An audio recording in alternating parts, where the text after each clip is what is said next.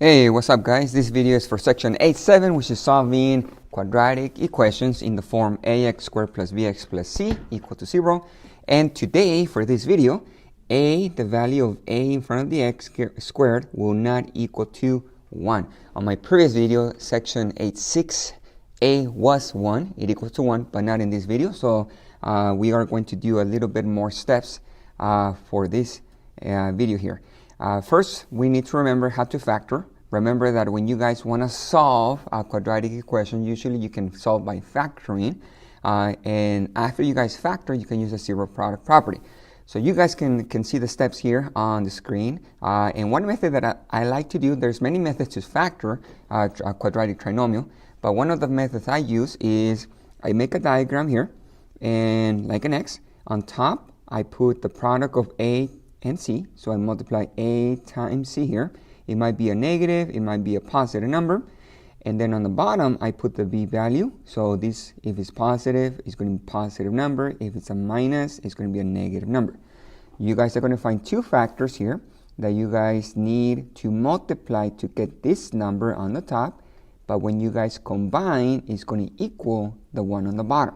So you might add or you might subtract to get the bottom number. But you guys need to multiply to get the top number. In step number 2, so this is step number 1. Step 2, you guys will make two binomials multiplying each other just like this here. You guys will have your ax term in the beginning of the parentheses. Notice I'm not using the square because when you guys multiply ax times the x over here, x times x, that's going to be the x squared. So we don't want a squared inside of the parentheses. You just want an ax and ax. You guys will bring down your factors right here after the ax term. Bring down your factors after the ax term. And the next step is very important for this video and when you guys have a trinomial when a is not equal to 1. Very important. You cannot forget the next step. The next step is when a is not 1, make sure you guys divide the binomials by its greatest common factor if they have one. So if you guys can divide these two numbers by a common factor, greatest common factor, you have to. Or if you guys can divide these two here by the greatest common factor, you have to do that. If you don't do that, your answer will be totally wrong. So very important, you guys do not forget step number 3 to divide the binomials by its GCF if they have one, all right? If a equals 1, like the previous video, then they're not going to have a GCF. You guys will not be able to, I say reduce the binomials, but you just dividing by the GCF. If a equals 1, you do not have to do that. But when a is not 1, make sure you divide by the GCF if they have 1. So let's look at some examples here. When you guys have to factor, now remember that in order to solve, we need to know how to factor the trinomial because using the zero product property, we must have the factors. So we are going to factor. I'm going to have to do a second video and I'm going to show you guys the solving part after you guys factor. So make sure you guys check that video out. But right now, we are going to factor 4x squared plus 8x plus 3. What two binomials will multiply to this trinomial? So the first thing is, I do my diagram here, and I'm going to multiply the a and the c. So remember, the a is the one with the x squared, b is the one with the x, and c is your constant. So I multiply a times c, 4 times 3, that's going to be 12. And I bring down the b value, and the b value is 8. So it is a plus 8, we have a positive 8. You guys are going to find two numbers that multiply to 12, and they add up to 8. So the numbers 6 and 2. 6 times 2 is 12, and 6 plus 2 is 8. So make sure those two numbers work every time you guys find the factors. Now that you guys have the factors, you are going to set up your answer, your binomials. So I have two binomials here. I'm going to put the ax term. Notice a is for x. Do not use the square. You're going to bring down the ax here, 4x, and 4x on the other binomial. That's how you set up your answer. Then you guys bring down your factors. So factor number 1 plus 6 here. Factor number 2 plus 2 over here. So that's your factors. Factor 1, factor 2. Then step number 3, guys, and this is very important. You need to divide the binomials by its GCF, greatest common factor. So I notice 4 and 6, we can divide. You guys can divide the numbers by 2. And when I'm looking over here, 4x and 2, the 4 and the 2, you can also divide. And the greatest common factor is 2 again, right? They don't have to be the same every time, but you just look for the greatest common factor. So after you divide, I'm going to have a 2. 4 divided by 2 is 2x plus a 3. You guys divide the 6 and the 2 here. And the second parenthesis, you guys will have 4 divided by 2. That's going to be 2 again, x, and 2 divided by 2 will be 1. So we have a plus 1 there. And that's the answer. When you guys multiply the two binomials, 2x plus 3 times 2x plus 1, you guys will get a 4x squared plus 8x plus 3. How do you know? Well, you guys can check. If you multiply 2x times 2x, 2x times 2x is 4x squared. If you multiply the 3 and the 1, 3 times 1, that's going to be 3.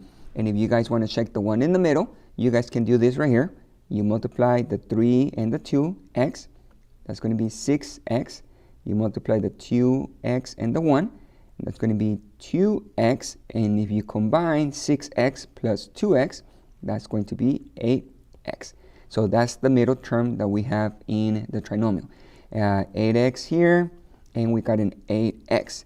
So our answer is right here. You guys have two binomials multiplying each other. All right, let's try another one. So I have 2y squared minus 35y plus 17. Well, you do the diagram. So I'm going to have the diagram here. I'm going to multiply a times c. So a is the first term, c is the last term, and this is when you have standard form. Make sure it's in order from highest exponent to the lowest one. Highest exponent is 2, and then we have a 1, x1 and a 1 here, and then the constant. So it is in order. So I multiply 2 times 17, and that's going to be 34, positive 34. My b value is negative 35. So I need to find two numbers that multiply to 34, and they add up to negative 35. Well, guys, remember that tip I gave you guys in the previous video. If this number is positive, that means the two factors must have the same sign. And since this bottom number is negative, then the two signs have to be negative. So negative 1 and negative 34 multiplies to positive 34, and when you combine, you get negative 35. Now, so those two factors work. Now you guys have your two binomials right here. I'm going to take my ax, in this case is y. That's okay. You guys can use any variable. So I'm going to take this term, 2y and 2y here. I'm going to bring down the factors. There's the minus 1. Here's the minus 34. And I have to reduce the binomials. I have to divide by the GCF. So I'm looking at the 2y minus 1. The 2 and the 1, they don't have a common factor other than 1. You guys can divide by 1, but that's not going to change anything. So you don't have to divide by 1. They don't have a different common factor, so that one stays the same. But over here, the 2 and the 34, you guys can divide those numbers by 2. So I'm going to divide by 2 here. So I'm going to have a 2y minus 1 and a 1y. This turns into 1, 2 divided by 2. I don't need that 1. Minus 17. So you guys get 2y minus 1 times y minus 17. If you guys distribute, if you guys multiply, you will get this trinomial back. And you guys can check again. You guys can multiply 2y times y. That's going to be 2y squared. Negative 1 times negative 17. That's positive 17. You can multiply this right here. Negative 1 times y. That's negative y. You guys can multiply negative 2y times negative 17. That's negative 34y. Negative 1y minus 34y. That's going to give you your negative 35y. So you guys can check. You don't have to every time, but just make sure that you guys follow the steps and don't forget any of those steps.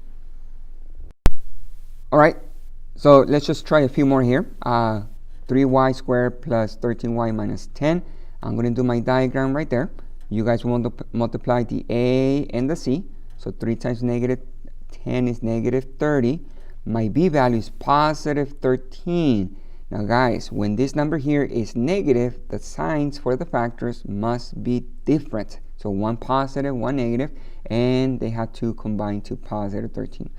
So I am looking for those numbers, and I notice that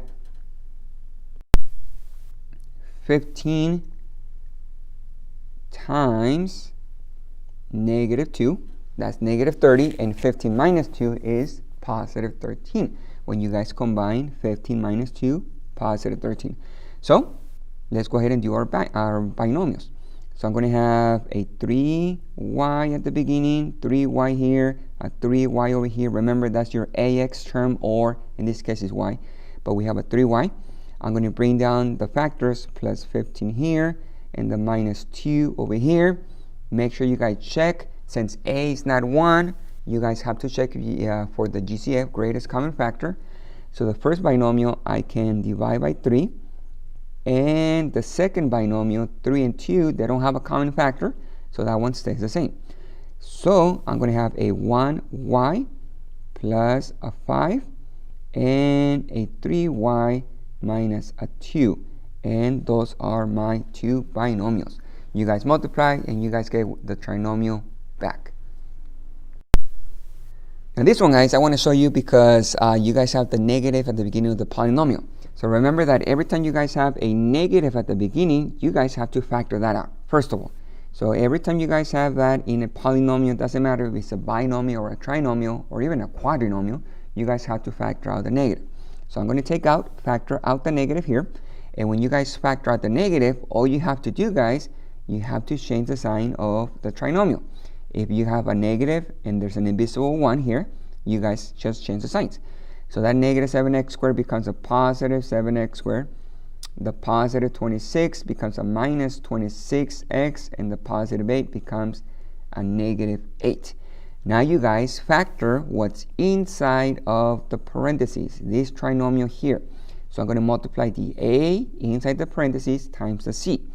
So this 7 times the negative 8. So when I do the diagram here, I'm going to get a negative 56. My b value is negative 26. So I look for the two factors. I multiply to negative 56. It might take you guys a while. That's okay, guys. Just make sure you guys check, and the two numbers have to work. So negative 28 times 2, that's going to be negative 56. And negative 28 plus 2 is negative 26. All right. So now you guys do your two binomials. So I'm going to do my first binomial, 7x. Notice I'm using the 7x inside of the parentheses. I don't go back to the beginning because remember we factor out the negative. So you don't use the negative anymore. We have a 7x here and a 7x over here. You bring down the factors, minus 28 and the positive 2. Reduce the binomials. The first one you can divide by 7 here. The second one, the 7x and the 2, you guys cannot divide. So we are going to have a 1x minus 4 times a 7x plus a 2. Right there, guys. Now, remember that negative we factor out up here? Well, that's part of your answer. If you guys factor out the negative, you must bring down the negative, and it goes outside of the parentheses. So my answer will be a negative x minus 4, negative times x minus 4 times 7x plus 2. So if you distribute, if you multiply, you will get that trinomial back. And if you want to do that, guys, make sure you multiply the two binomials first. Don't worry about the negative. When you multiply the two binomials, x times 7x, x times 2, negative 4 times 7x, negative 4 times 2, you guys will get this trinomial back. Then you guys will distribute the negative, and you guys will get the actual trinomial at the beginning after you guys distribute the negative. Now the next one, this one here, we don't have a negative, so we don't have to worry about taking out a number. So I'm just going to do my diagram here. I am going to multiply the a and the c. So 2 times negative 6, that's going to be negative 12. My b value is 3, and I want to find those factors. So let's go ahead and find those factors here. I'm thinking about the numbers. I'm checking. I'm going to use, and Notice the number is negative here, so one has to be the factors. One has to be negative, one has to be positive. So let me try negative 1 and 12, and I'm checking if they add up to or combine to 3. They do not, so I'm going to cross this one out. I'm going to try negative 2 times 6. So when you guys have a negative 2 plus 6, that's going to be positive 4. Nope, doesn't work. They do multiply to negative 12, but it doesn't give you guys a 3.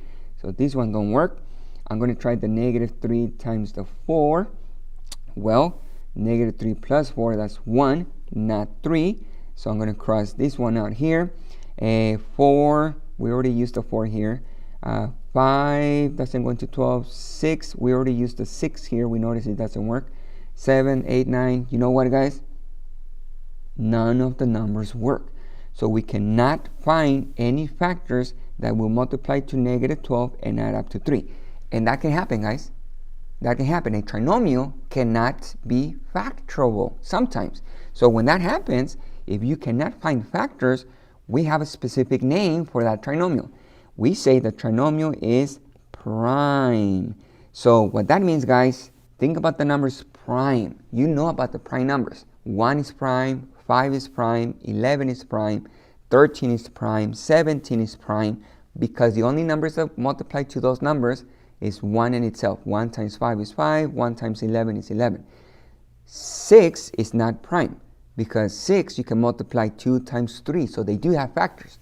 9 is not prime, because you can multiply 1 times 9 and 3 times 3. So 3 is a factor, so 9 is not prime. But when a trinomial cannot be factored, it is a prime.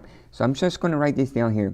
The trinomial cannot be factored.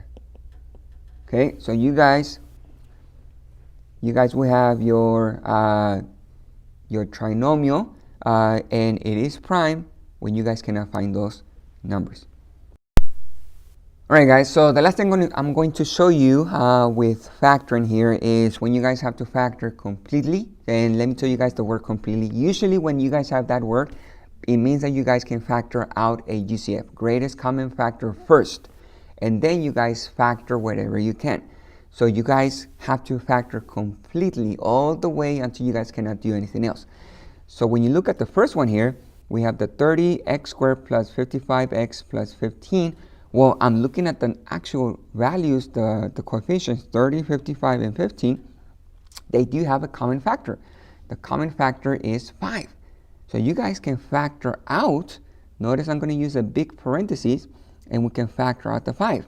When you guys factor out the 5, you're going to start dividing the coefficients by 5.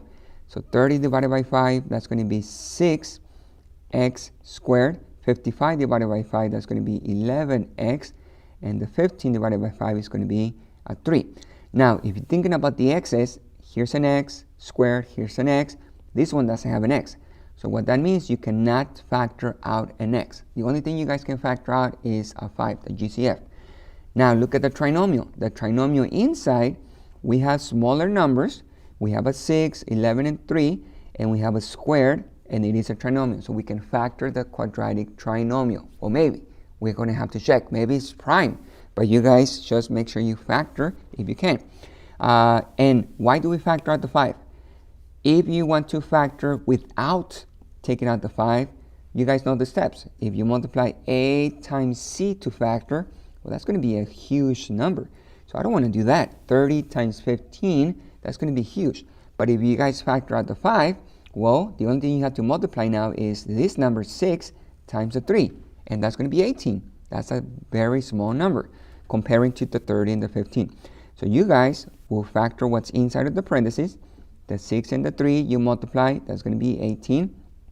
11 is the big term. You guys find those two factors that multiply, and that's going to be 9 times 2.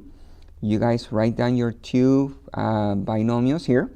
So I'm going to have the 6x, and over here, I'm going to bring down the plus 9, the plus 2, and you guys make sure you divide the binomials. So I notice I can divide by 3 here, and you guys can divide by 2 over here. And you guys have to divide both numbers. Okay, that's how you reduce the binomial, you divide. So I'm going to have a 2x plus 3 here and a 3x plus 1 over here.